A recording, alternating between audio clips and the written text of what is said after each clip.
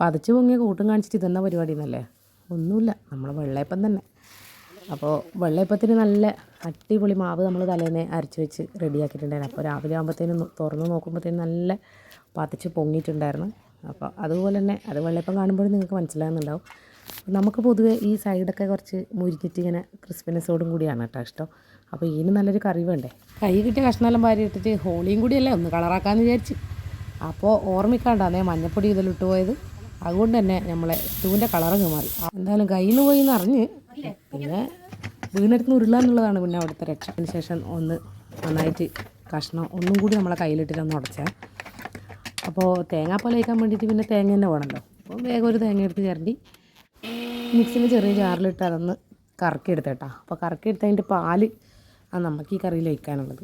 അപ്പോൾ ആ തേങ്ങാപ്പാലും കൂടി ആ കറിയിലേക്ക് ഒഴിക്കുമ്പോൾക്ക് ആഹാ അന്തസ്.